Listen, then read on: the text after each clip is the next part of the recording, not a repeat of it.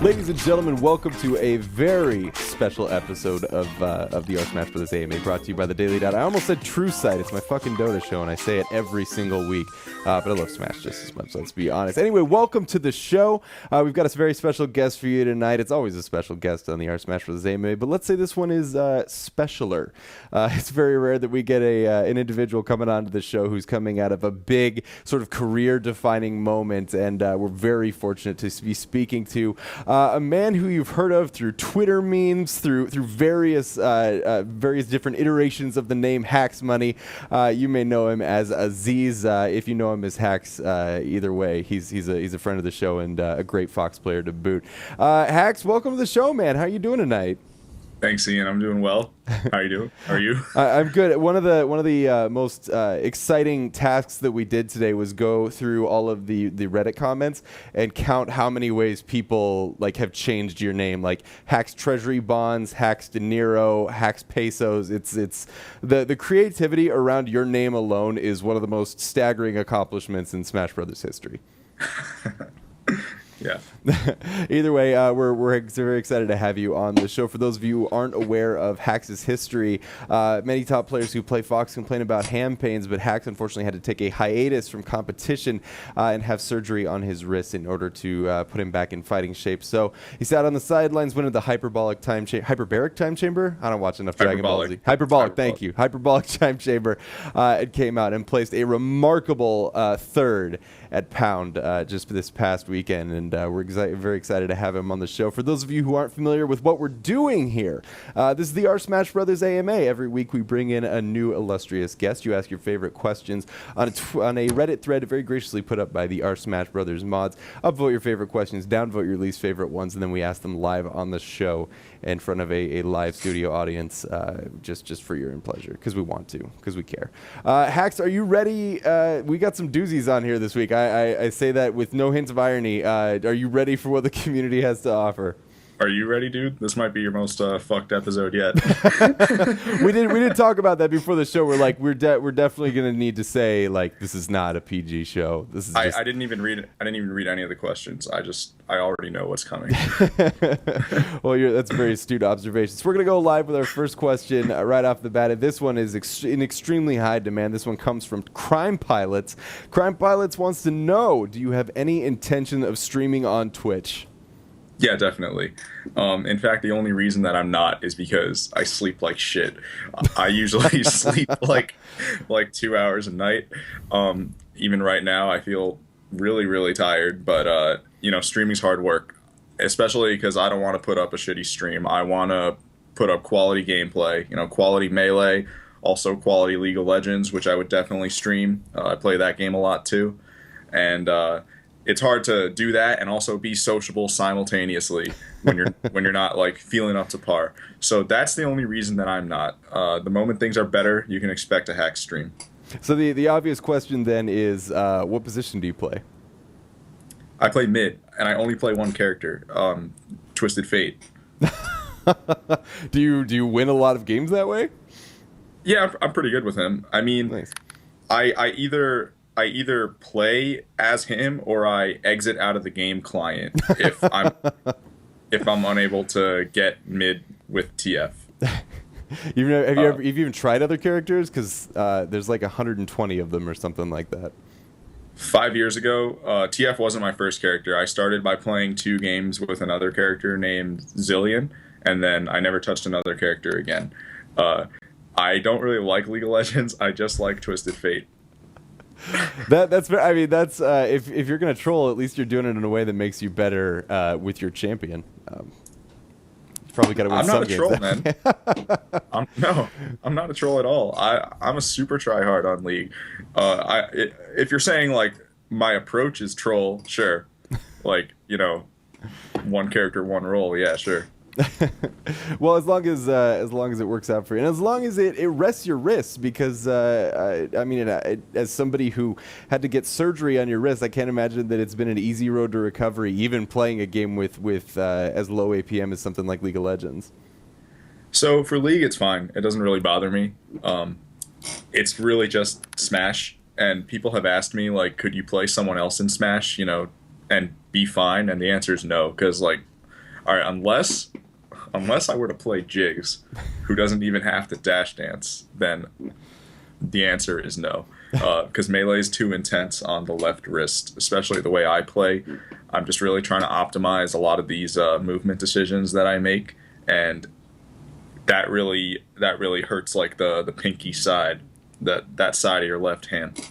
Yeah. Now, what was the medical condition that you were diagnosed? What exactly went down when you had to retire, and what surgery did you need to get? So I've had quite a few diagnoses. Yeah, I don't know the plural for that word. So the first one, right when it happened 2 years ago, was osteoarthritis of the pisotriquetral joint, which is kind of like two bones right in that area that I told you about. And the pisiform, which is the pizzo in that word, is the ball of your wrist, the really pointy protruding bone. That's pretty easy to point out. That bone actually doesn't have a function. So whenever you get diagnosed with this, they just remove it from your hand. That was the first surgery that I had to have done, and it made things like so much better. Like the pain used to stab like a knife, and now after that it became something that I could tolerate. Like I was able to play again, but I still like my hand would still give out after a couple hours of melee, and eventually I just had to go back into hiding because I wasn't really able to play this way. And they did another MRI, and this just became so difficult because they couldn't find anything with the second MRI. So the doctor did something that they don't really like to do, which is just an exploratory surgery. So he just goes in with an MRI showing nothing, and surely enough, he finds basically nothing, and he just closes me back up. Now, I'm currently seeing a third doctor who seems to have a good idea of what's going on. He thinks it's some tendon damage, which can be hard to find. And I think he's right, because recently he gave me a cortisone shot into that tendon, and I've been able to play. I've been able to play since. It takes like a lot longer for my hand to give out. So now I'm just like managing how much I play, and I'm able to play for pretty good amounts of time. But I have to pass up like when my friends ask me to come over, if they can come over to my house. Sometimes I'll say no because I need to like rest. It's that bad that you're still at a point where you're resting your wrist in between tournaments? Yeah, I'm basically like on a meter. Like I have to charge it up until I can go to a tournament, and that's why I don't play too much on the weekdays now, because I have to. I've got to think like, you're gonna want to go to these big events that are every Saturday and Sunday, and yeah, so I really have to manage how much I play until I get this fixed. But that should be soon. Well, I mean, and then it speaks to your ability as a player, because I remember before you had to take your hiatus and deal with your medical issues, you were a quickly rising. I mean, it's hard to say you were even rising because you were close to the top of the ladder when it came to Fox players. Yet you come back after no practice, after wrist, and I'm sure what was a frustrating process, and you take third at Pound. I mean, we talked a little bit about it before the show, but it was a good answer, so I'm going to put you on the spot again. How did it feel to come out of the gate and put on that performance and sort of think, man, I can do this? A wrist isn't going to hold me back. It was just great because I feel like the past like year especially, I just feel like I've worked so hard, and the past year I really had no accomplishments. It was a very uneventful year, so I felt like I was such a hard worker, but I was performing such a thankless job, because it really gets to you when you don't have like a win in that long, or not a win, but like a notable placement in that long. So I definitely needed this as like a boost to myself to just keep going. And hands down, the best part of Pound was the standing ovation that people gave me at the end when I got knocked out by Mango. I played awful, and I played awful in that last set, and they still gave me, they still showed me all that support. That was what made it one of the best days ever for me. That was better than the placement for me.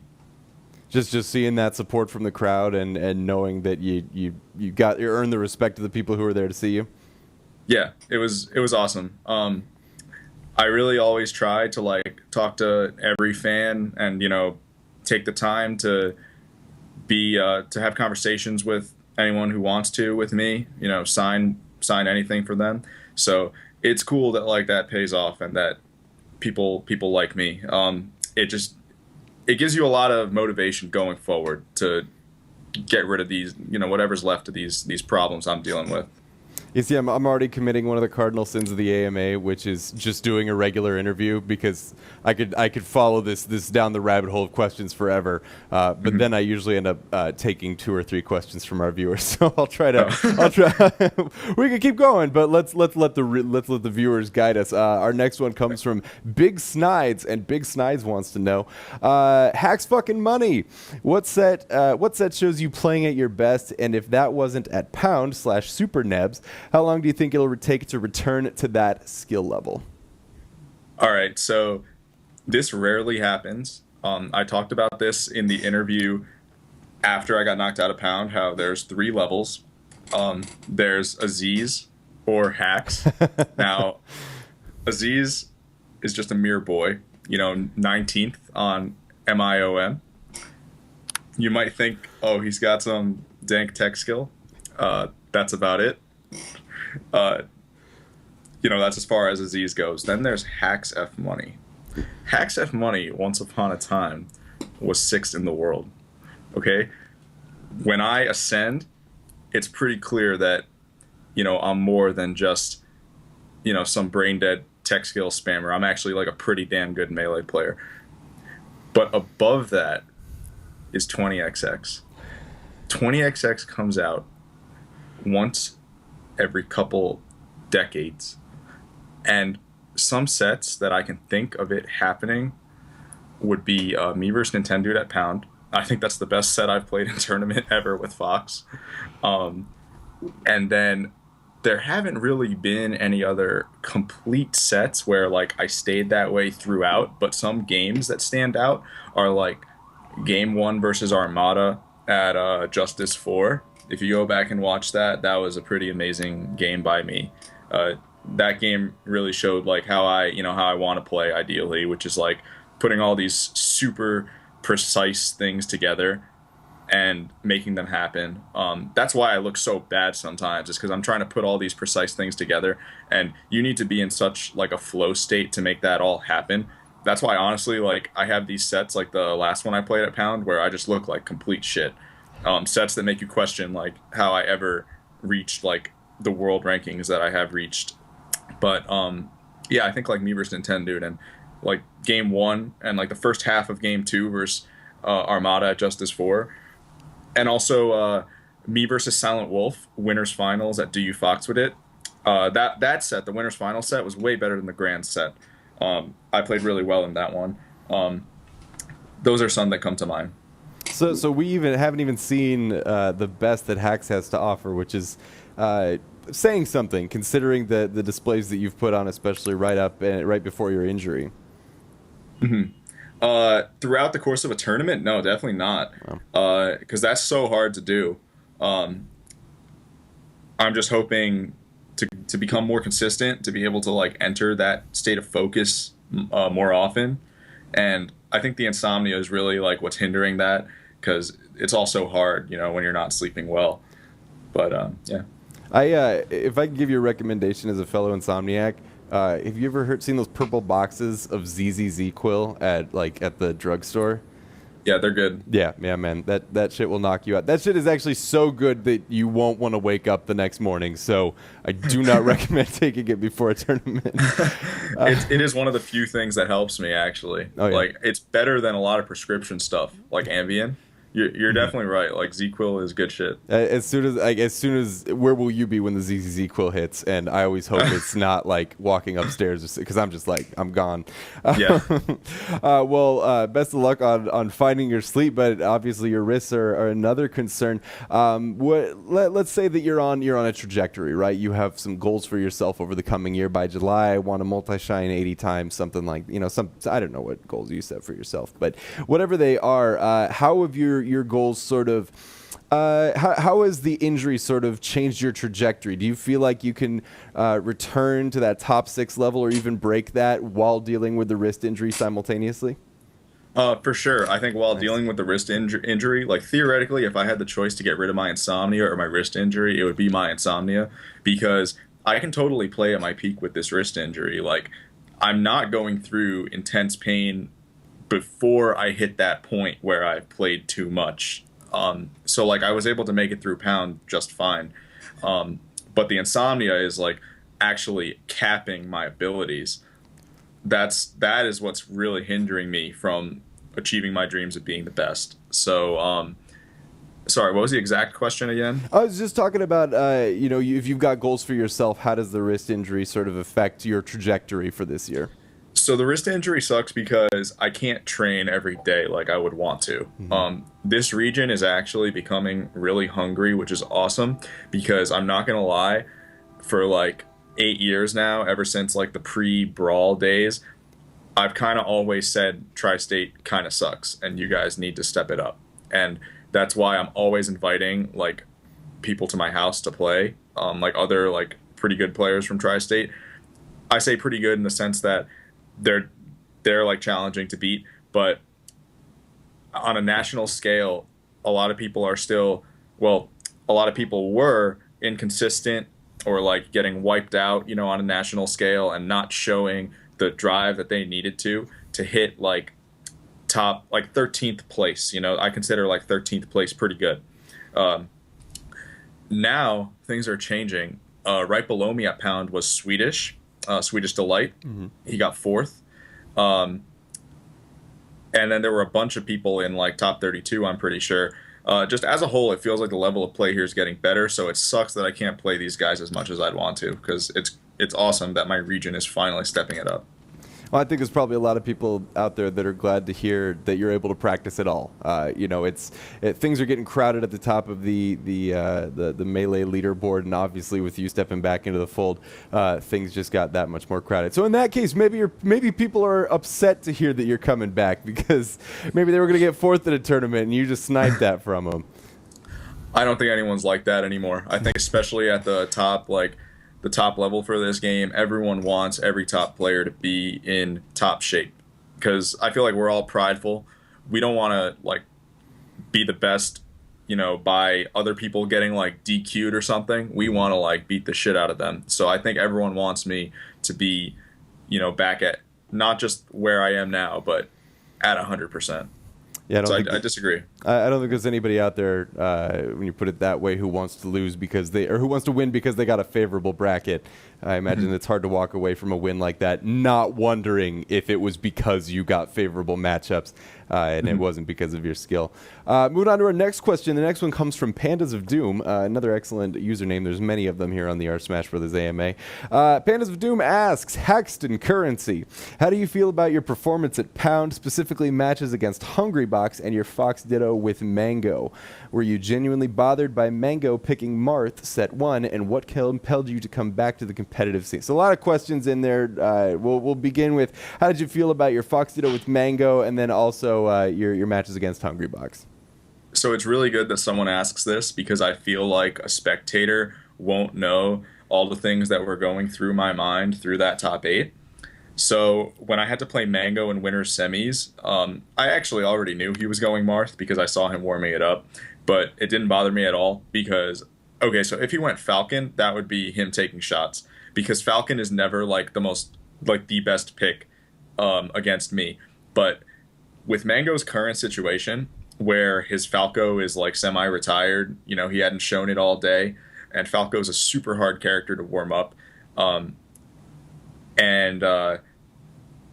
With my current situation of losing to the Moon at recent tournaments lately, the Moon's Marth, I think Mango's Marth is a super logical pick, especially considering going into this tournament, a lot of people thought of me as like the Fox Ditto master. I don't think anyone thinks that of me now, but a lot of people thought that of me because I was the heavy favorite versus Mango's Fox. Like in the past, when I was playing him at his house, he had to go Falco versus me.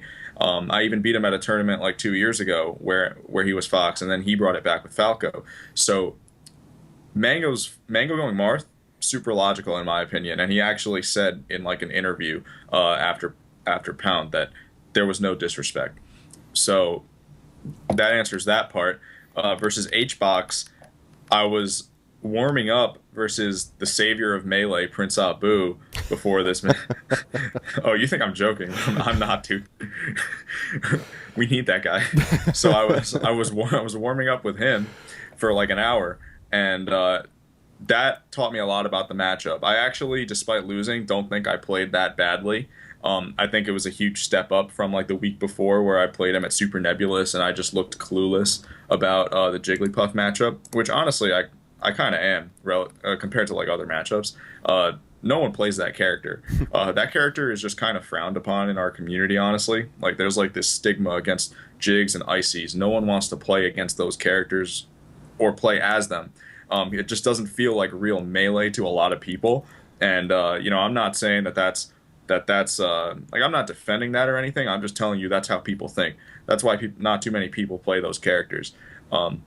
So it's good to have Prince Abu, who I played versus for a long time, and I learned a lot from playing against him. I look forward to playing him more against in the future because HBox is not very open to playing friendlies with people as Jigglypuff. I think he's trying to keep things the way they are with people not knowing much about the character. So despite getting 3-0'd, it wasn't that bad. It was pretty good compared to some of my previous games with HBox. And then by the time I had to play Mango's Fox, I'll tell you the truth, I was totally spent. And I kind of knew that I was going to lose to absolutely anybody. Like I almost had to play Swedish, and I knew I wasn't going to beat him either. So I was kind of just happy that it was Mango because it feels less bad, losing to Mango. Whereas Swedish had just beat me the week before, and if I lose to him, it's like, holy shit, is Swedish the best in Tri-State? So I'd rather things end up the way that they did. It also just feels more appropriate. Mango versus HBox Grand Finals, which Mango has a chance at winning, whereas HBox Swedish is kind of still a blowout. So I was happy. Like I said, I turned around and people were like rooting for me. So it was just awesome. Yeah, it's does it enter into your thinking at all that when you face Jigglypuff, obviously that's one thing. According to the tier list, there's one way that matchup should go. When you're facing Hungrybox, you're facing a guy that's sort of made a career on turning an unfavorable matchup on its head, and that's the reason that he gets into the top 2 consistently. He's definitely a step above any other Jigs, that's for sure. That being said, the character is underrated. I think Jigs is at the very worst top 4 in the game. I don't ever want to see Jigs like 6th or 7th on a tier list because that's just not true. The character is very good. That being said, I do think I'll have his number one day. You just said like 4 quotes that could all become their own Reddit threads with like 1,000 comment, like people debating that stuff. I love it. The other question in there was what compelled you to come back to the competitive scene? And I would ask a follow-up question. Did you ever feel like there was a moment when you weren't going to come back to the competitive scene? I've had like brief thoughts that I may not ever come back, but then I would play versus people and just like me at my absolute best would shine through for like a few moments or a few matches, and I would just be like, okay, you have to dedicate your life to coming back to this game because you can be the best at this game one day. Like it is in you to be the best. And I just know I'll live in regret forever if I fail to make a complete return to this game. So those thoughts died away pretty quickly. Can you tell me what else you asked? It was what compelled you to come back to the competitive scene. Oh yeah. So I think I'll be attending things from here on out. Not as much as before, but I'll go to some things. And I just kind of decided that I'd rather, because I don't do much in my life other than Smash. That's like my namesake, and that was totally fine up until these things happened because I was so busy, going to things nonstop. Really, it's fine to make the game the focal point of your life, but recently I've kind of just been wasting a lot of days, to be honest with you, not really accomplishing much on a lot of days of my life, and I just realized that like time is better spent going to these tournaments. At the very worst, you get to see your friends who all know. Yeah, so it's just better to still remain a part of the scene. rather than not. Even if I put up a bad performance at Pound, I would have told you the same thing. So you can expect to see me more. It may not be my best in like, the next couple months until I just get rid of these things, but I'd rather be there than not be there. One of the things that always surprises me when I go to these tournaments, and I'm sure for any of the viewers who have been to a Smash Major, they'll notice the same thing. You guys look absolutely fierce on the stage. You're absolutely, taking shots at each other and swinging for the fences.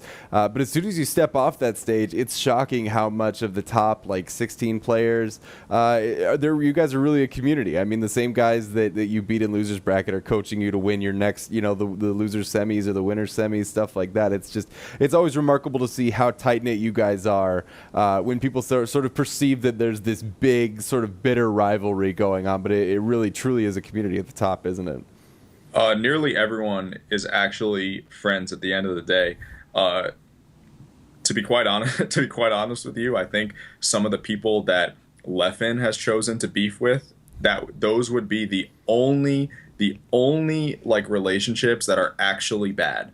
Because I think there are people out there like Westball's Chillin', for example, who actually despise Leffen. I think specifically relationships involving him are some of the only ones that are actually hateful.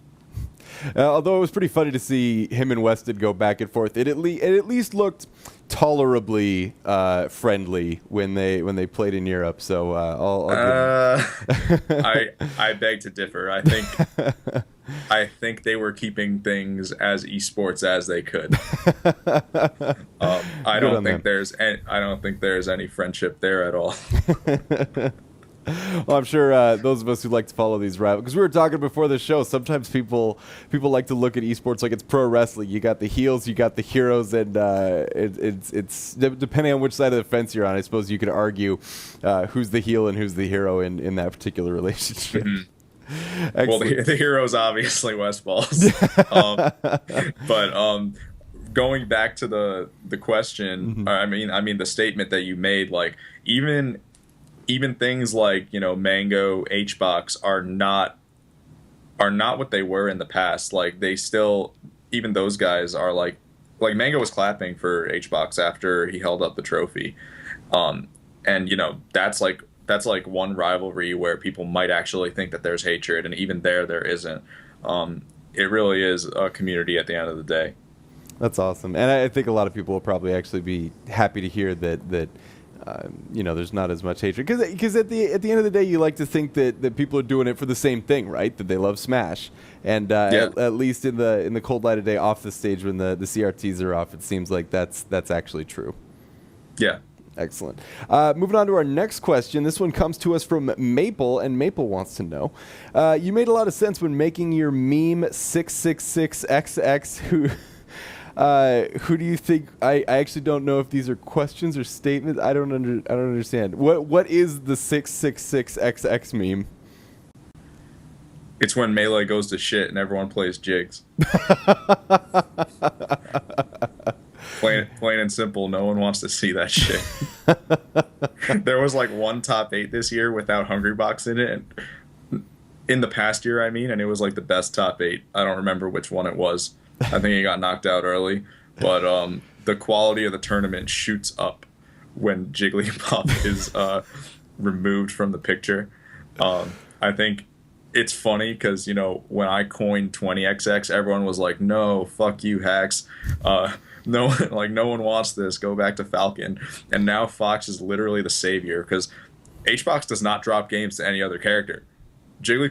I think Jigglypuff only has business losing to Fox and Marth, and then Falco as well. But Falco needs to play so well. It's just it's illogical to play Falco instead of Fox against her. So yeah, Fox is honestly the savior of Melee. He's the only character that's going to stop this monster. This fluffy, pink, forever flying, bearing, from hell, planking, sleeping monster. Absolutely.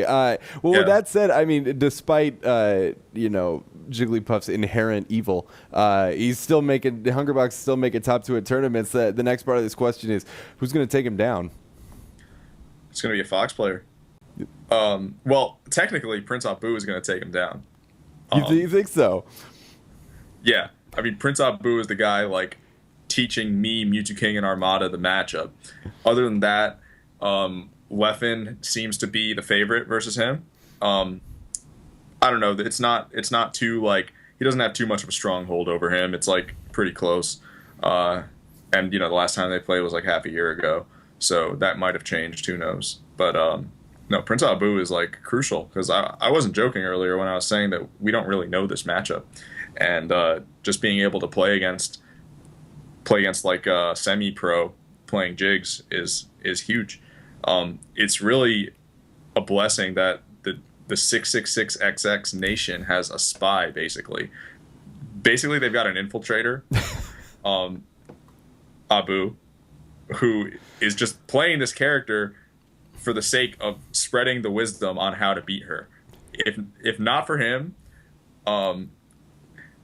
we would all lose our careers if Jigglypuff actually took over this game. We would get dropped from Evo.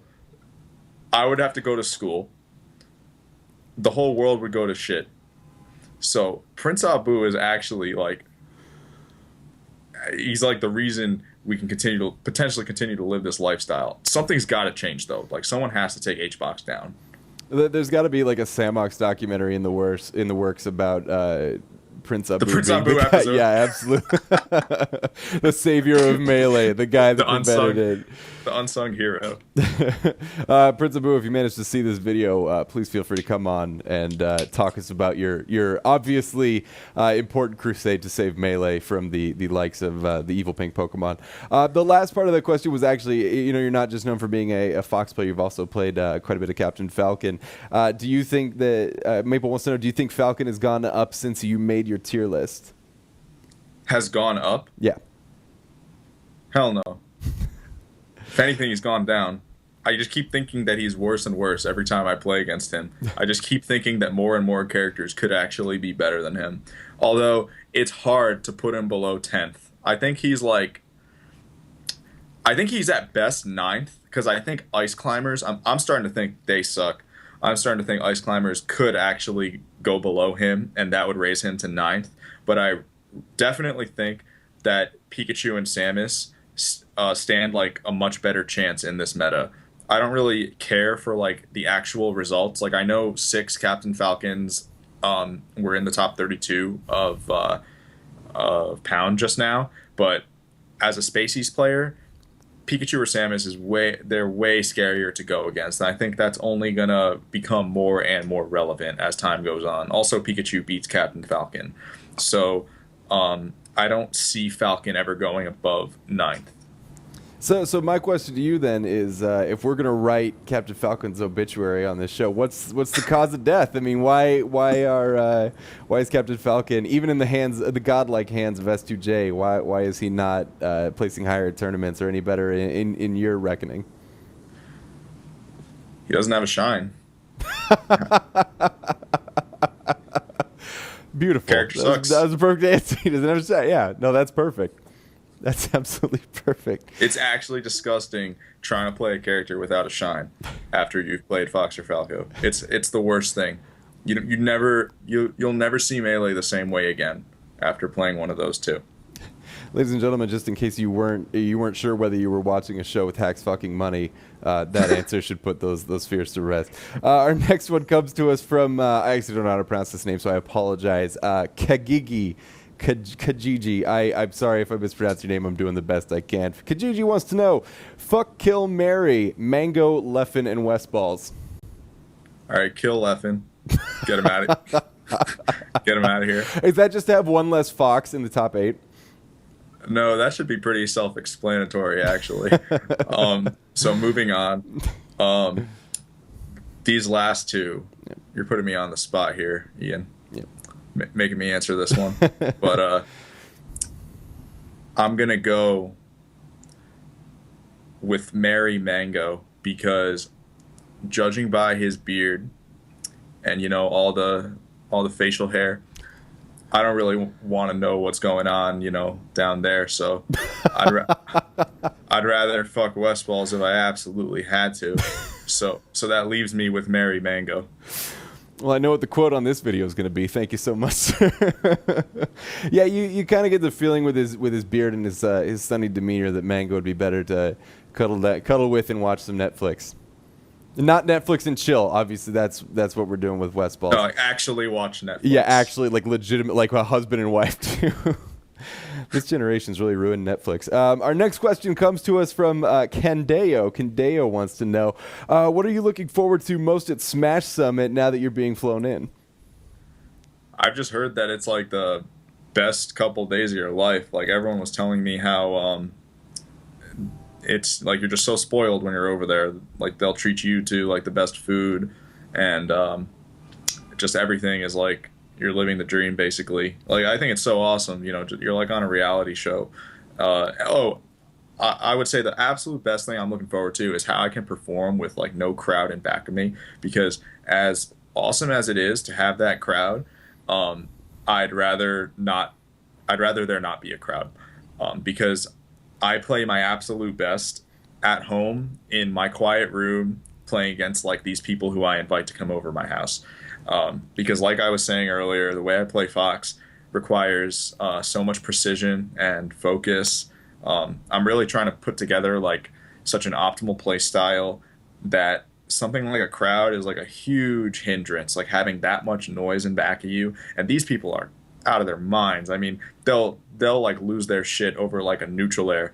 Like like I'll shoot a laser, it'll hit H box and you'll hear someone scream. It's like I'd rather that not be a factor for sure. See, and I have to interject.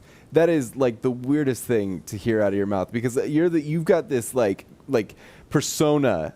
We talked about it a little bit before the show. You've got this persona where if you walked out on the stage at Evo this year with like a gold chain with a giant dollar sign and like shutter shades and like Timberland boots on, just like the like swagger out the ass, like nobody would bat an eyelash. They'd be like, "Yep, that's Hax fucking money." Like that's so to hear that you don't get fueled by the crowd, I have to say surprises me quite a bit. I don't want to make it sound like I'm not fueled, because there's levels. So ideal is there's no crowd. Like, I'm sorry to the fans, but it's just I just play better when there's no sound other than the game sound. Now, if I have to choose between a crowd, supporting me or supporting the opponent, or even a neutral crowd, I think the best of those three is people going crazy for me, because even when there's a neutral crowd, I know that there's a ton of people watching me, which adds pressure. But when those people are like dying to see me win, that's easily the best out of those three that I named. I would just prefer like a silent room. I think that would help me hit like all this frame perfect stuff I'm trying to do. But no, I love the energy that the crowd gives me. It adds to the experience of the tournament. It's amazing. Yeah, I too doing my best work when on camera when nobody's watching, which is why my Twitch stream is so good. This next one comes to us from Ready to Sin. Ready to Sin wants to know, what's the origin of your tag Hax, and how did the money part come about? Oh, okay. I've kind of wanted to tell this story for a good while now. Let's hear it. So in 2003, I was 9 years old, and my parents, like back then, didn't let me use the internet. They had to like be sitting next to me even if I wanted to Google something, because they're of the belief that like if you encounter someone on the internet, next thing you know, your kid's gonna disappear. They're gonna like pull you through the computer screen and just like kidnap you from your chair. Yeah, exactly. Yeah, exactly. Like you're gone. So when I wanted to play, there's a program called Net Battle. It lets you play Pokemon Ruby, Sapphire, Emerald, which is Generation 3 of Pokemon. When I wanted to play that, you can imagine what they told me. They were like, absolutely not, Aziz. So eventually, after like so long, I forget how I did it, but I let them. I got the permission from them, and I remember they had to like watch me interact with people for like a good while, because I'm only 9, and at 9 I am by far the youngest person on this server. Sure. But anyway, I start playing this game. It ends up being my first competitive video game, and I actually become pretty damn good. I would say at one point I was like I was maybe top 10 on like out of everyone playing Net Battle. And I don't know if you're familiar with the website smogon.com. Are you? I am not. Smogon.com is like the go-to Pokemon strategy website for all 6 generations of the game. And back in the day, in like this was 2004, I used to run this other server that people could log on to, and it would compete with Smogon. This was when Smogon was in its early stages. Like, the Smogon hated me because I actually pulled in numbers back then. But then eventually Smogon, just like the Empire, crushed me. But the point is, I was good at that game, and in that game, there was a term called Hax. Hax is when you hit a bunch of like flinches or paralysis. When you get a bunch of these in a row, people will rage. They'll be like, "Oh, that's fucking Hax," in the chat. So that became my tag, and then it became Hax Money because when I was writing that in the SSBM name select thing, when I typed in HAX, there was one space left, and I always wondered like, what's the optimal 4th character, and it was obviously the $sign. Like, nothing else was cool at all, and it had a nice ring to it, so I went with it. Yeah, imagine what your persona would look like these days if you were Hax ! Yeah. I mean, Jeb Bush tried that, and look how it turned out for him. That's actually crazy because I didn't know that at that time Pokemon went that deep. Like I was, if you will, a Pokemon scrub. Like I was in the red and blue generation. I played it on my couch, so I didn't have to go outside, and I trained my Pokemon. I didn't know that the rabbit hole went that deep and that people were that good at it. Oh no, Pokemon is like a very competitive game to this day. I personally don't really like it because Pokemon is a lot of like 50-50 prediction. Like, you know how you can switch your Pokemon out? Mm-hmm. People will try to predict that. Like, if you switch to like Blastoise, they'll try to Thunderbolt you, for example, even if you had like a Dugtrio out the turn before. So it's like a lot of prediction, and I just hate how like some of these things that you'll try to predict are so high magnitude and like will determine the match. It's like such a YOLO game, it's like a really high variance game, but it's very competitive. Like a lot of people play the Pokemon video game. I think the hilarious thing to see is the Pokemon tournaments where you see like the grown man, because it's such an intergenerational game, right? That you'll see like the grown man sitting at the national championship table with like a little kid. Well, no, they have it in age divisions now, don't they? Yeah. Okay, thank God, because seeing grown men beat up on and talk shit to 5-year-olds is not so cool. Anyway, we're getting off track. I could talk about Pokemon for the rest of the night, but we're here to talk about Smash. This next one comes from a hamster. A hamster, welcome back to the show. How could I miss that username? A hamster wants to know, why do you think, and I quote here, Fox shits on Falco? And why is Falco seeing such little success at the highest level recently? So I think that a lot of people dislike playing Falco because, and I know this, I know how this feels myself because I dabble with him like sometimes. Every time you shoot a laser these days, you feel like you're at your opponent's mercy because the way it works is lasers have the potential to be power shielded. Now, at TAS perfect play, if the other person power shields a laser, Falco's going to power shield it back, and you're going to see this like back and forth, this laser just going back and forth until it disappears or whatever. I think it disappears eventually. I actually forget. So that's what you would see at TAS perfect play. But the way it works at human level play is the person getting shot at is able to humanly react to the laser being shot. Not just react by seeing it, but by hearing it. I actually go by the sound. I think a lot of people do as well because Falco's gun makes a distinct click. And the human body actually reacts to sound faster than vision. So it's good to go by the click. Now, you can react to this and you can power shield it, but if you power shield it, it is not humanly reactable. If you're fighting at like kind of like mid-range or close range, it's not humanly reactable for Falco to power shield it back to you. So the way it plays out at human level is lasers are kind of a gimmick because every time he shoots one, he's praying that you don't power shield it back. He just has to play the game banking on you not power shielding it back. And like once people get even better at power shielding than they already are, you've really got to start thinking about how good Falco is without that laser. And he's got some advantages over Fox. He's got better range on his aerials, but I think anyone would tell you that better range on those aerials is not better than the much faster movement speed and jump squat of Fox, basically just faster movement overall. Trumps the slightly improved range. Once lasers become a gimmick. Hax, can you hear us, man? Yeah, can you hear me? There we. Yep. Sorry, you froze for just a sec. We missed like the last right. like 3 or 4 words of what you said. Go ahead. Oh, all right.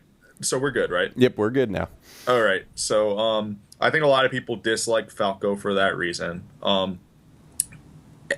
Basically, like so many Falco players, like even Mango now, are just abandoning the character for Fox because I think Fox just feels better. It's interesting because I've never never really thought about the progression of the meta as a matter of what the top 8 or what the top players of the world are capable of.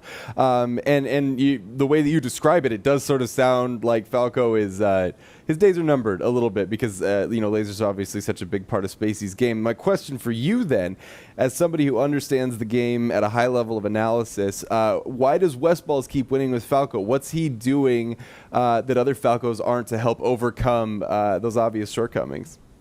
So, Westballs has such a devastating punish game. If you get hit by Westballs once, you're gonna die.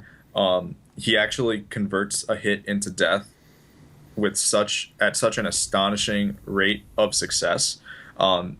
Better than nearly anyone I can name. Like, it's like close to our model level of punish game.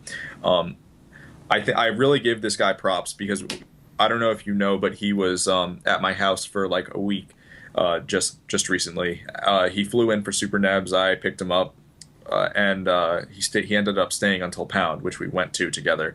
And some of these games that we were playing, I wish we were able to broadcast. We actually tried to. He came through with streaming equipment, but fucking Westballs brings this equipment with like faulty wires, and literally the CRT is flashing black every 30 seconds when we have this thing hooked up. So we couldn't run the stream.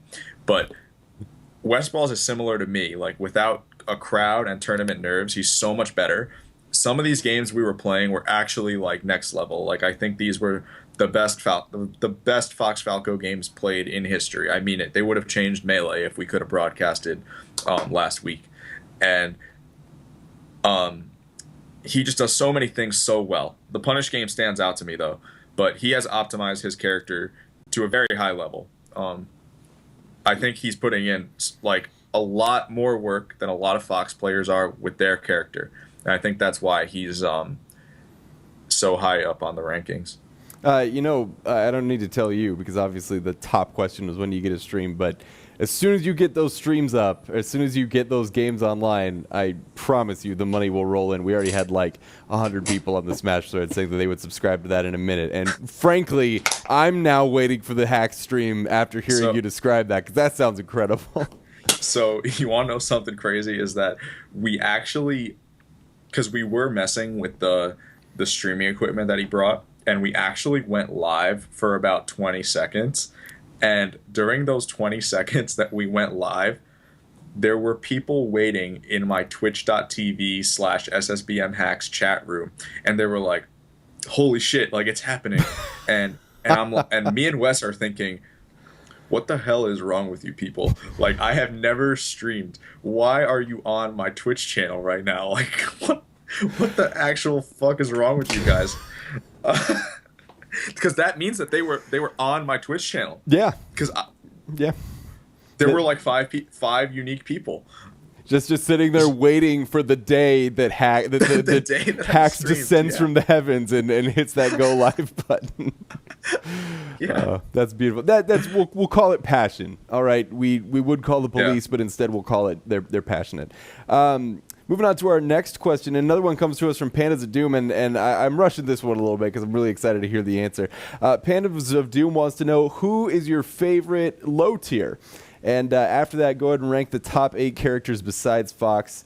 And finally, the cherry on top, who is the worst character in Melee? So my favorite low tier is definitely Captain Falcon. He's a lot of fun to play. I'm not able to win with him ever, but we go back. You know, him and I, we've got quite the history. So he's easily my favorite low tier. And then the worst character in Melee is also Captain Falcon. You know, if I can't win with him, he's got to be pretty fucking bad. Like, I quite frankly can't think of anyone worse. So there you go. I'm trying so hard not to laugh. If we had an Ian cam, you'd see me doubling over at answers like that, just because I'm trying to let you finish your thought. But there was another part of the question. It was rank the top 8 characters besides Fox.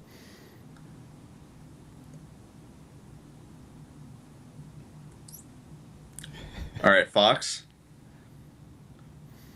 All right, hold on. Okay. Blue Fox is the best character.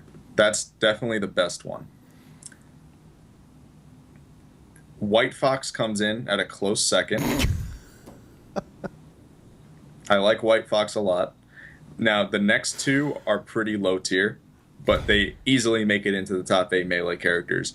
I'm going to go with Green Fox followed by Red Fox. I think that the brown pants on Red Fox are really ugly. And then after these 4, you know how when you play teams, you can make the characters show up like a little lighter?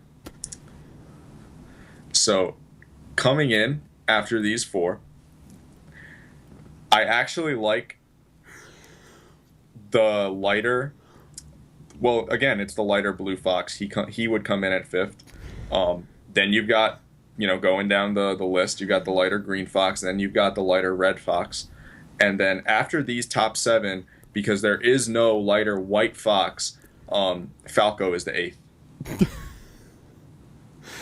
Literally crying for the first time on the SmashBros AMA. Thank you for that eloquent explanation, and I'm just glad to hear that. I'm glad to hear that Fox is finally getting the recognition he deserves. I mean, let's be honest, sort of an under the radar pick these days. Moving on, our next one comes to us from FG Falcon. FG Falcon wants to know, what's your opinion on each member of the Big Six, both as a player and as a person? All right, so Mango, definitely the guy I would hang out with the most. Him and I get along real well. Like, we take shots at each other, but at the end of the day, like, we're homies. And I stayed at his house for my 21st birthday week last year. I don't remember shit. It was great. That means it was a good 21st birthday. That's how you're supposed to do it. So Mango's awesome. And I like the challenge that he poses for me, because he's like a rival, but in the way that you'd want a rival to be, like pushing you to your limits. Like, when he talks shit, it doesn't, like, it's not like malicious or anything. Like, it's like the kind of shit talk that just makes you want to beat his ass, and like that's awesome. Like, I'm happy someone like that exists. So I've got good things to say about Mango. Armada, he's like really nerdy and quiet, but he's a really cool guy. He's an extremely nice guy. He's been here a lot as well. Armada is like one of my best friends out of the Big Six. Like, let's see, I'm out of the Big Six, I'm good friends with Mango, Armada, Mewtwo King. Yeah, those 3 I'm closest with. And Armada and I, we share a lot of similar views on the game. Like, he firmly believes in 20XX. I really love his Peach. Like, I think his Peach might be the most mastered character in Melee, which, you know, I'm trying to achieve that with Fox. So he's like inspirational in that way. So Armada's awesome. Mewtwo King, definitely a few screws loose, but at the end of the day, he's a good guy. You know, he's the only person to this day that I really love teaming with. I'm not a big fan of teams, but Mewtwo King and I we mesh really well, and we've had some big wins like Apex 2014 and Do You Fox with it. Um, he's I'm actually not too big of a fan of some aspects of his singles gameplay. Like at times, I've been I've just thought to myself like, stop trying to shield grab me. Like when I'm playing like really well versus him, he'll actually like get kind of desperate and shield grab me like a lot. Like he's really heavily reliant on like ASDI in really optimal ways. ASDI.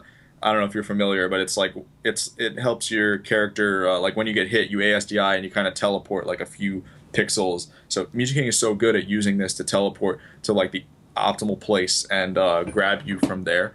But he gets kind of desperate with it, and I think it's a bit gimmicky at times. That's my main critique for his singles gameplay. Um, Leffen, we've had issues in the past. I think deep down, I still have some issues with him because we used to have some like really vicious beef, like on the level of like Westball's SFAT chillin', maybe even worse, honestly, because our beef really lasted on Smashboards for quite a while. But I'm trying to forgive him for that and move on. I think he's still a similar person, but he's toned it down. I do wish he didn't take things as far with people as he does, because I think he's the only guy, like I told you in that earlier question, I think he's the only person who takes some of these melee rivalries to the point where you question, like, is this even a game anymore? Like, it's actual hatred, and that's not cool. That's the type of behavior that makes him like so disliked by a lot of people. I think I just kind of wish he wasn't that way. He's very similar to me in some ways. Sometimes I read his Twitter and I actually think to myself that like deep down I kind of think a lot of very similarly to some of the things he says, like when he says like I am the best or I will win Evo. Like I actually kind of think those things as well. I think you kind of have to think that way to be a top melee player, but Leffen like expresses that very publicly. I've definitely got that going on where like I think that I'm the best and like I'm very ambitious. So we're similar in ways, except I'm like a good, more likable version of him. As far as his gameplay goes, I dislike the campiness at times, but his gameplay is like very witty, like and intelligent. So I overall like Leffen's Fox, but we disagree on the use of laser in some situations. I think there's just matchups where I would literally like never laser. Like in the Fox Ditto, I actually would never laser. I still see him using laser quite a bit. I am changing my views on laser. Like I like it versus like Jigglypuff now for sure, but there are some matchups where the view that I've expressed, where I say that using laser is not worth giving up a pressuring neutral game situation, like when you're dash dancing in front of your opponent. That's what I'm talking about. I firmly stand behind that in like the Fox Ditto or like versus Marth. I'm really not a fan of using laser in these matchups. I think one day I will prove that, but that's the main thing I don't like about his gameplay. Overall, I'm a fan of his Fox. Hungry Box, Satan. Dr. Peepee. Dr. Peepee, he's an interesting guy. Dr. Peepee, out of the big six, is like really clearly the guy who like went to school and like he you can tell this guy went to college.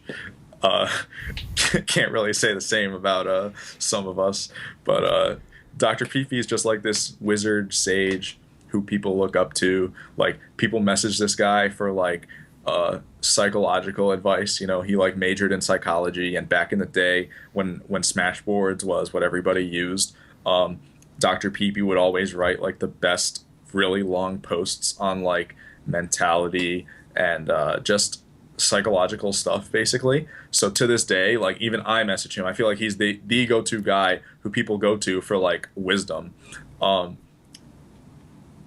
I really like his gameplay. He's got some of the most intelligent neutral game decisions out of anybody. However, he needs to optimize some of the technical side. For example, he I think his shield pressure needs work. I still see him do stuff like Nair Shine Nair with Falco, which is like almost never the correct thing. That's just one example.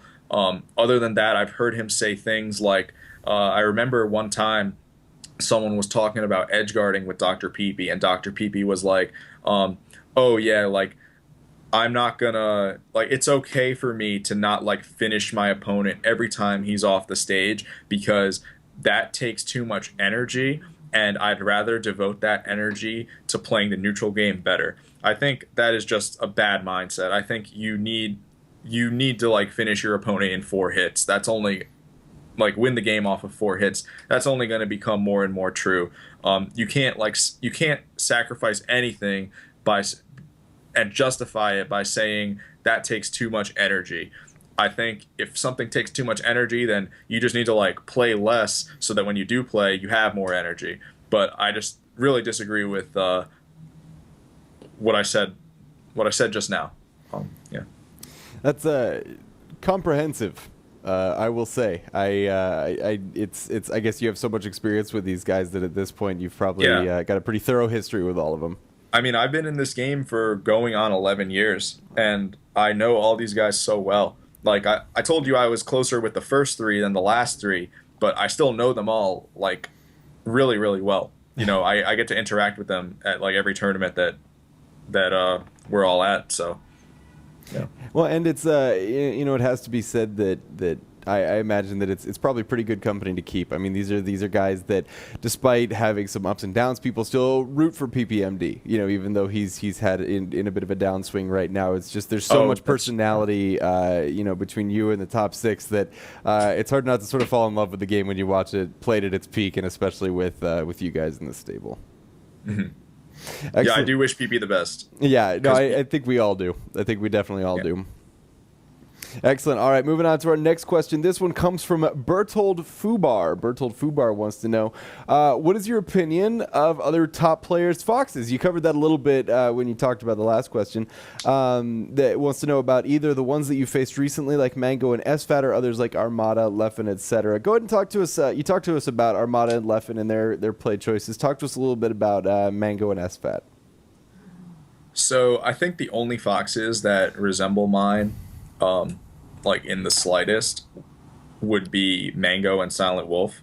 One thing that bothers me about basically every fox other than Silent Wolf is that they don't really try to make their foxes extremely technical, and I think you can really unlock this whole other side to fox if you try to go that route, and I encourage more people to go that route and just try to become more frame tight, more optimal in their decisions, because I think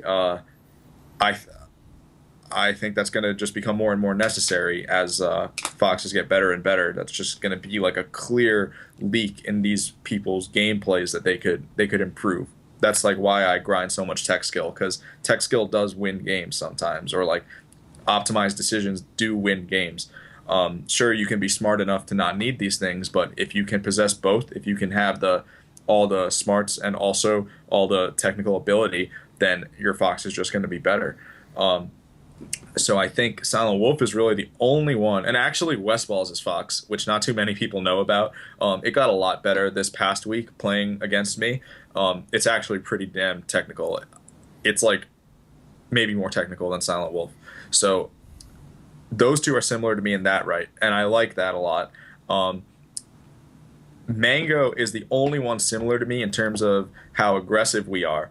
I actually took that largely from Mango's fox because and when I was a Captain Falcon player, it always pissed me off how much I had to. I couldn't attack as much as I wanted to, and I even wrote this long essay like 5 years ago, which it's pretty outdated, and I don't agree with what I was saying anymore. But 5 years ago, I did write an essay called "Don't Approach Melee's Flaw Dissected." Now, of course, this was basically completely through the lens of a Falcon player, and at that, a Falcon player that's not nearly as good at the game as I am now. So back then I had such a hard time approaching some people. And looking back at it, it's because like my dash dance sucked. My punish game wasn't even close to as good. So like when I did get the openings, it didn't really matter. But nonetheless, I was frustrated with how much I couldn't approach. And Fox lets me be that super aggressive, tricky player I always wanted to be. And Mango's the only other one similar to me in that regard. I think every other Fox is like super campy. Mango has like explicitly said that like he hates lasers, similar to me, because you can totally play Fox without them. In some matchups, it's debatable that you might need them, but in tons of matchups, you can totally play the entire game without laser. Um, every other Fox is really campy, and in my opinion, kind of boring sometimes. Um, so I'm mostly a fan of Mango's Fox. And then West Balls and Silent Wolf, I actually like their Foxes for the technical side, but I wish that they would. Well, I wish that like Silent Wolf would be a little more aggressive sometimes. I just like a technical and aggressive Fox, which I don't think anyone else has both other than me. Not saying I'm the best Fox at all. I'm just saying no one else takes that direction. So what do you say to people that think that Mango's Fox is a bit too YOLO, takes a bit too many unnecessary risks? I mean, it's certainly fun to watch because he does take those risks, and a lot of time they do pay off. But you know, how do you respond to critics that think that Fox should be a little bit campier, and that maybe you and Mango are taking it in a direction that's unsafe?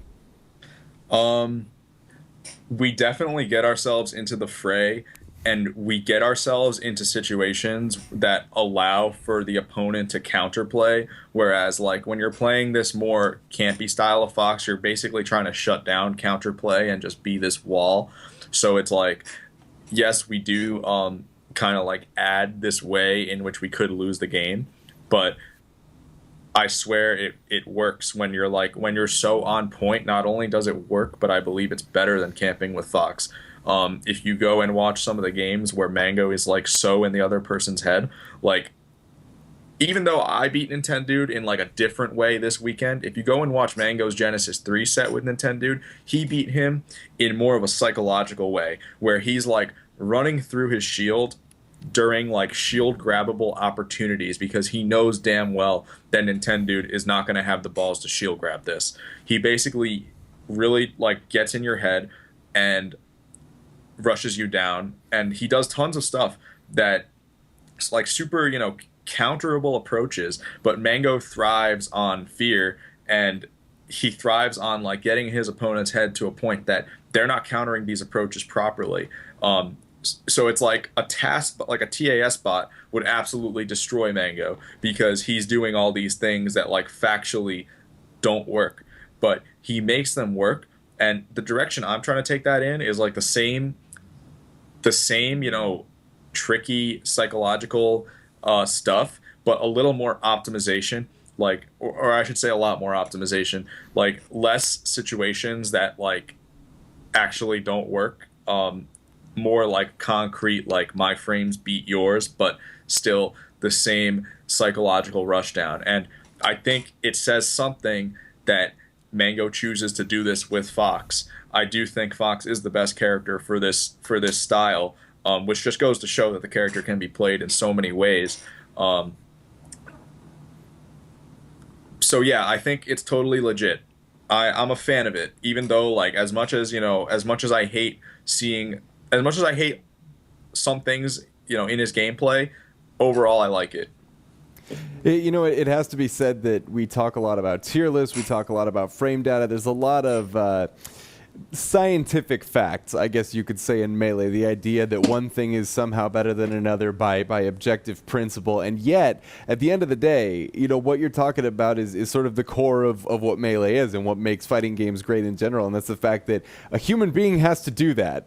You know, a TAS bot could technically do X, Y, and Z, but at the end of the day, the way that you're playing Fox focuses more on the human component of the character than the technical component of the character. Would you say that's accurate?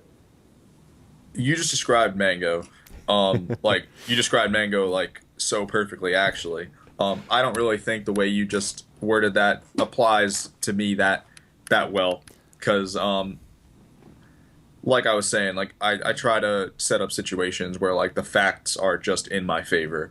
Um, so we've both have the aggression going on, but his is like a less calculated, more like nuttier aggression, whereas mine is like more of mathematical aggression. Fair enough. Awesome. Well, either way, I think people are just excited to see Cat Fox's running in on people instead of ledge camping and Yeah. laser camping. I was in that crowd at Yeah. Evo when everybody was booing the Armada Yeah. Hungry Box match. Yeah, I mean, people were booing because of HBox, but really Armada is being just as unentertaining, and you can't hate on him for it because he's like playing the way he believes to be optimal, and I'm not. People can play however they want to. We're not here to. You don't win the tournament by entertaining the crowd, but it is nice. It is nice when someone is like really exciting to watch. Yeah. Awesome. Well, we go from this sublime discussion of Fox and tech skill and player mentality to the absurd. Wario's Mustache wants to know, what do you feel about the various songs that have been made about you? I've always said that there were some crucial mistakes in my life, Ian. Um,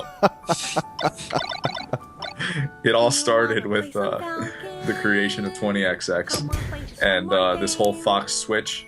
I probably should have just quietly switched to Fox and not, coin this meme to go along with it. I never thought it would reach this point where, like, I turn on Melee and at the bottom of this 20XX pack is, like, the original joke about, like, winning rock, paper, scissors to, like, actually win the entire game, like, word for word.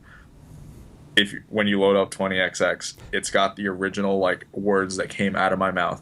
I never thought things would reach this point, but no regrets. no regrets.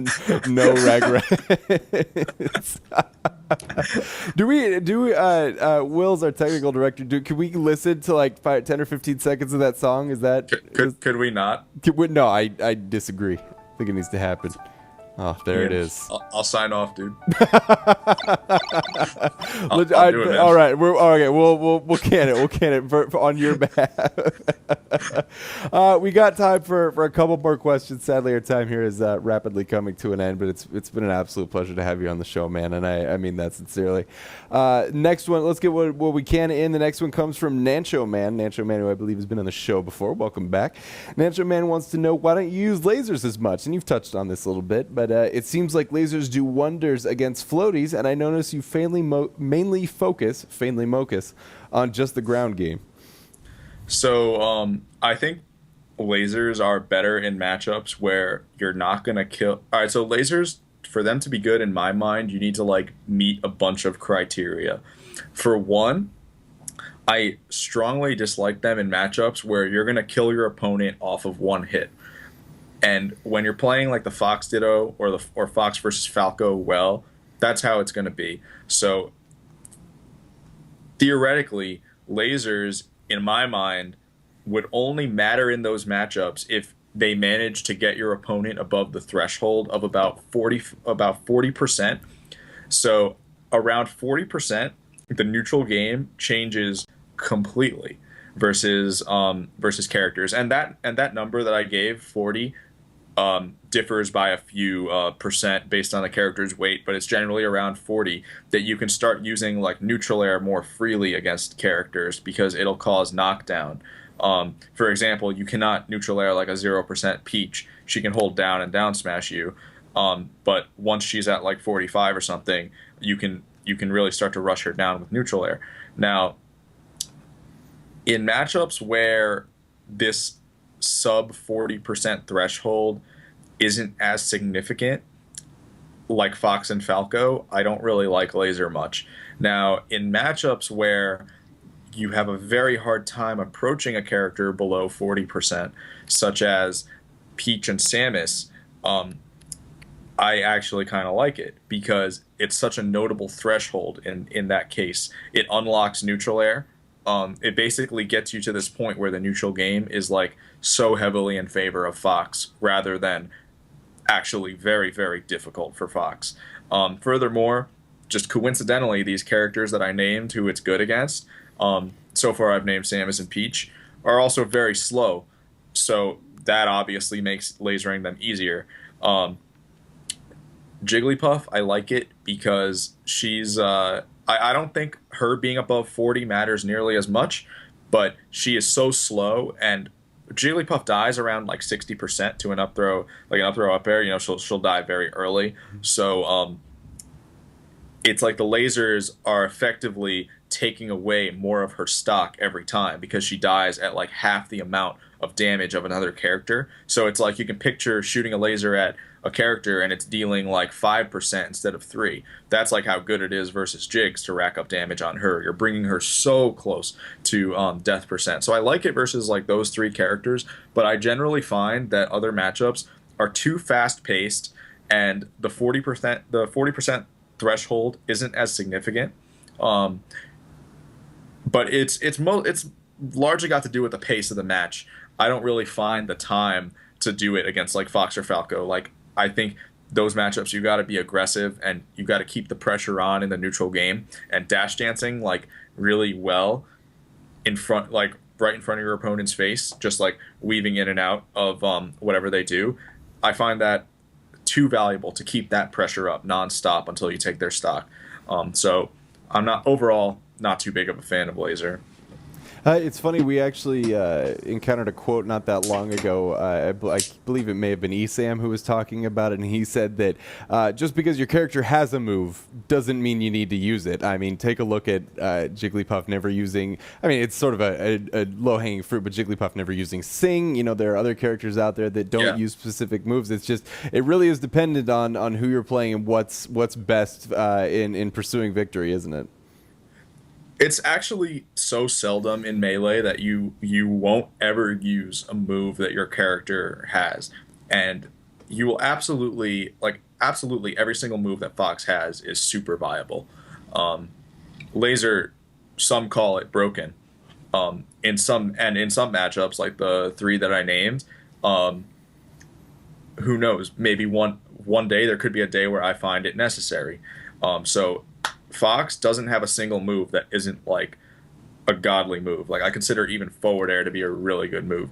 But yeah, it's generally the case. It's generally that way in Melee that there's almost always a way to find a use like where a certain move is actually optimal. But yeah, there are some like Jigglypuff Sing that you may like literally never use in like a year of gameplay. Yeah. What about that one where Ganondorf sticks his head above his leg above his head? And I'm just kidding. Nobody plays Ganondorf. We only Bizarro Flame. Well, he retired though, so no, there's nobody left. Okay, you're right. Yeah, you're right. No one uses that move. Sadly enough, we miss you, Bizarro Flame. Anyway, we've got probably time for one more question, and this is one I think is perfect to end on. This one comes from Yearbook Throwaway 1. Welcome back to the show, Yearbook Throwaway 1. Wants to know. Let's put a cherry on top of this AMA. What's your favorite set that you've ever played? Favorite set I've ever played. Mm-hmm.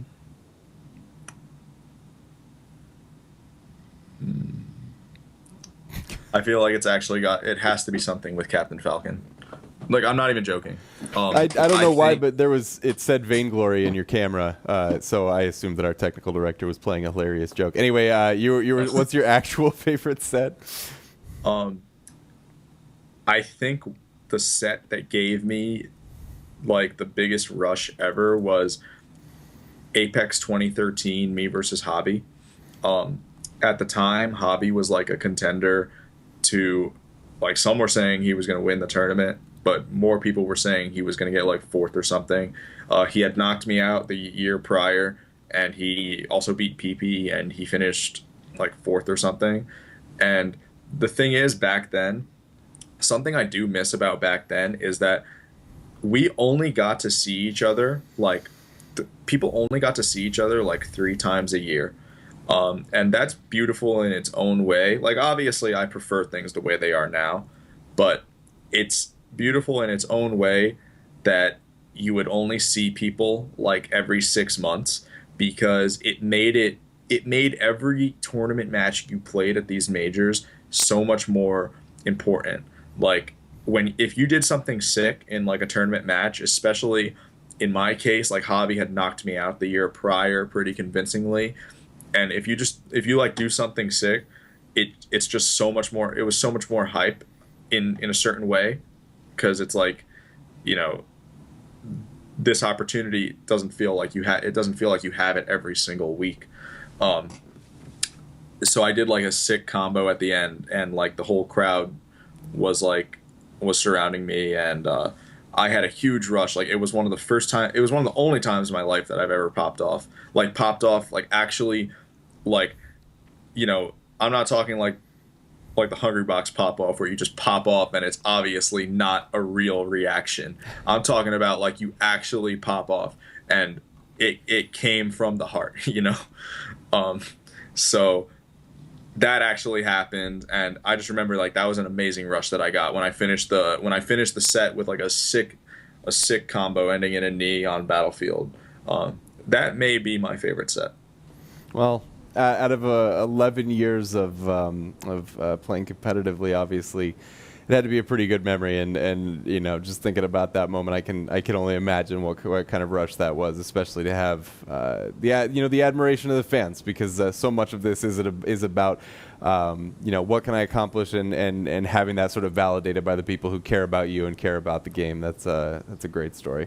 Hax, sadly, tragically, we've come to the end of our time here on the AMA. I wanted to thank you first for agreeing to stay on an extra half an hour, and I think we got some incredible insight and some great commentary from you, not just about Fox, but about the community and what you're planning on doing and how you're recovering and things like that. I'm sure there are a lot of fans that are really happy to hear about that. Any shout outs, any final thoughts or words before we close up shop for the night? I always give a shout out to Achilles for making the 20XX hack pack. It has changed our game for the better. It's just an awesome resource that I'm glad we have. I'm glad out of this whole, you know, 20XX shitstorm that came out of it, because it's pretty amazing, and that guy works so hard. I always give him a shout out when people ask me for shout outs. I'll leave it at that for now. Other than that, I'm just looking forward to hopefully an upwards trend from here in terms of recovery. You guys will be seeing me more. I don't think it'll be like the past year and a half where I was basically invisible. I think I'll be around. Don't expect like my absolute best. Like, it's really hard for me to play up to par these days, but things are getting better. Hopefully I'll be free of my problems soon. Hopefully by this summer. That's what I'm aiming for. And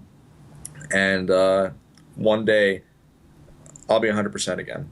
So Awesome, man. Well, we wish you the best of luck in your recovery. And again, thank you so much for coming on the show, man. We really appreciate it. Thanks, Ian. No problem. All right, man. It was great. Yeah, thanks a lot, man. And that's actually going to do it for us tonight, folks. I hope you enjoyed the time that we got to spend with Hax here, and some great questions, your questions, and of course some great answers from a player with a ton of experience and so much insight under his belt. If you liked the show, go ahead and hit that follow button down below the Twitch window, or if you're feeling particularly generous, if you really enjoyed the show, go ahead and give us a $4.99 subscribe, just $4.99 a month, and you get access to great emotes, great content, and we cannot express enough how much we appreciate that support. If you want to share the videos with your friends, or just want to hear some of Hax's fantastic answers from tonight's AMA, go ahead and check us out over on youtube.com/daily.esports. If you want more esports coverage, if you're into League of Legends like Aziz himself, go ahead and check us out over on Facebook at facebook.com/daily.esports, and then over on Twitter at .esport. That's going to do it for us tonight, folks. Thank you so much for joining us in the chat and the viewers at home. We really appreciate your company, and that's going to do it for me. I've been Ian Double John Barker, and this has been the Smash Brothers AMA, brought to you by the Daily Dot. We'll see you next time.